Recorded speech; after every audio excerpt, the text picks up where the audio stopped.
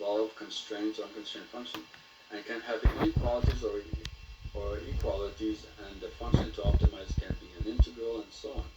As Donald Knuth says, you often have many algorithms to choose from in solving a problem, and it can be very important to be able to select the right one. There is the field of algorithm analysis in computer science. And you analyze algorithms for complexity or efficiency by order, n, n log n, ln n cubed. If it's NP complete, that means it's not polynomial time, so it's very inefficient. So it helps you to choose between algorithms, especially if you use them a lot. Okay, number 31, this is from page 13. Revolution based on arithmetic. I don't know who do this, but this is obviously very important. Base 10 is much easier to use than other bases.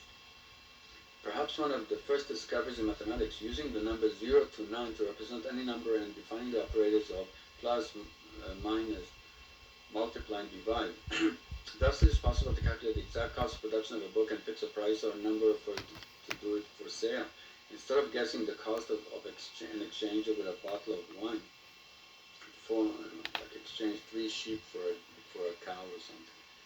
Maybe it helped to get us off this barter system, really. They used Roman numerals or the Hebrew alphabet and so on before that. And later base 60 was used, which is why the clock is based on 60 seconds per 60 minutes per hour. That might explain it. Now base 2 is used in computer science and computer engineering, since vacuum tubes were used in the early computers after mechanical gears were used, and later transistors, which are similar but have an internal energy source or electric field, semiconductors. And then these were miniaturized more and more into cheap integrated circuits. Maybe the gears in the automobile engine, or even the ship or airplane or space shuttle, will be replaced by electronic components, so also, and work by Newton's law of motion. Maybe soon you have electrical engine, let alone if it's powered by atomic energy.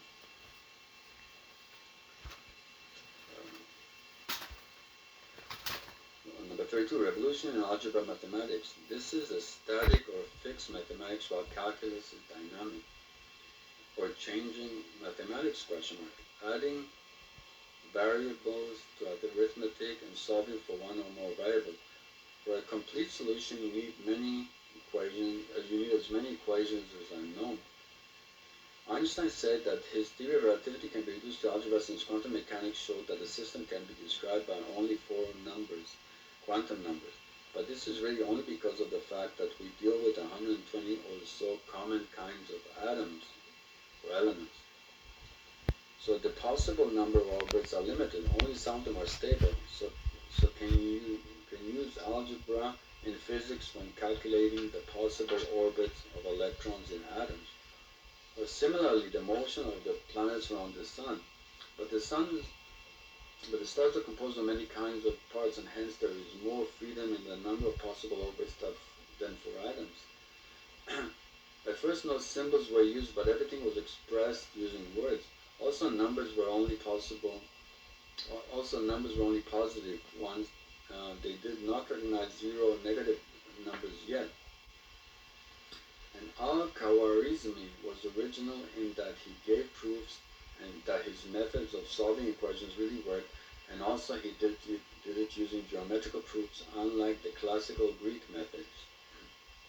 No limits, a finite set of steps, more symbolic than visual. Single variable algebra would also add multiple variable algebra. Abu Jafar Muhammad ibn Musa al-Khwarizmi, Carl Friedrich Gauss, etc. Okay. If ODE and PDE are separate, then also algebra, ordinary algebra, and partial algebra, several variables maybe should be separate. Okay, number 33, evolution is searching. Create a tree or graph of all possible next actions or choices of inference methods. It is a higher value it is a higher value the better the move it is for you and not for your opponent. It is assumed that looking ahead a few moves is better than making the decision based on the current situation only, since you consider moves closer to the end. Now, you can make a decision, but using information about the future can make a decision better. You know, I mean, chess masters look a few moves ahead, they say. And this, an artificial intelligence chess playing program, which I worked on at McGill, an artificial intelligence course, so we had like a special minimax and alpha beta algorithm. The professor Newborn, he was a master in chess, and he programmed several computers, a network, to play chess in the competition. He wanted me to change. He wanted me to play against his computers. He chose me, but I didn't practice chess for a while, so I declined. Plus, I was shocked because he wanted me to do it in front of the plan. For example, this was after my McGill degree in computer science. For example, in the complex game of chess, when the opponents take turns making moves, the strategy includes using the minimax algorithm. This attempts to maximize what your greatest move is and minimize what your opponent's best move is. Searching can be depth first, for example. This is done by scoring each node, not just the immediate children, but by looking ahead in the game and then backing up scores from the bottom of the tree to the start node. You always choose a static score, but is dynamic in that you consider several nodes and is based on calculation. Max takes the maximum of its children who are min nodes, and they take the minimum of their children who are max nodes. The child of the start node having the largest worth is taken as the best move, but this algorithm can be improved on. Alpha-beta pruning helps traversing the tree while avoiding developing choices in one of the or more levels when they are known to be inferior choices to those already at that junction. Again, you set a node with the backed up score like in Minimax, but you set an alpha-beta score when there is a cutoff to the backup. For a max is bound from above because the mins or the opponent above it will cut it off if it is too high. And a min is bounded from below because the max you above will cut it from below. Okay, so this is a bit tricky. Informally stated, you can save time by leaving out searching below a min node whose the parent and children are max node. Once you determine that it has a maximum possible backed up value which is less than or equal to the minimum backed up value of its max node ancestors because of siblings. For then max already prefers the other equal or a higher value choice. And also by leaving out searching a max node whose parent and children are min nodes, once you determine that it is a minimum possible backed up value which is greater than or equal to the maximum backed up value of its max node ancestors because of siblings. For then min already prefers the other equal or lower value choice. Okay, so see for example Niels J. Nielsen and John von Neumann, I think, is the one who invented the alpha-beta algorithm. I had trouble with this a bit, and luckily before the test I used the book by Niels J. Nielsen, Artificial Intelligence, and I was able to understand it and get it right on the test. It's a bit tricky. This is like a very high-level computer science course, so you usually have to do a degree in computer science first.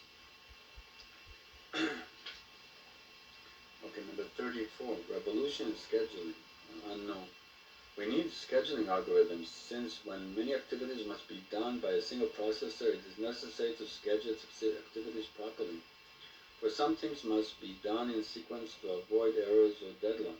Also need to do things in a sequence which is the most efficient possible.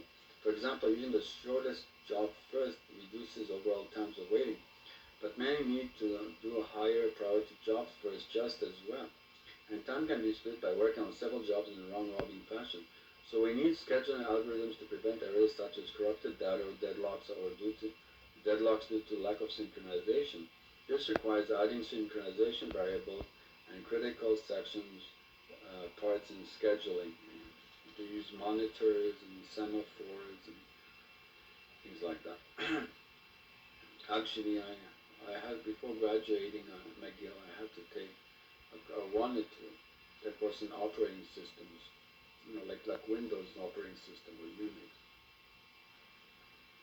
and it wasn't available at McGill that semester, and I was about to graduate, so I took one course at Concordia University, and I did very well in that course. Actually, I was half the class was higher level computer scientists, and half the class was already graduates or postgraduate students of computer science. And I think I got an A in that course. It was Professor Probst. It was very interesting because in the operating system they have a lot of scheduling algorithms, but the operating system has to schedule everything that's done on the computer. That was years ago. So I took really one course in computer science at Concordia when I was doing my degree. Although because McGill is more prestigious, you had to get a higher mark to be considered acceptable, and I did. Okay, unknown, number 35.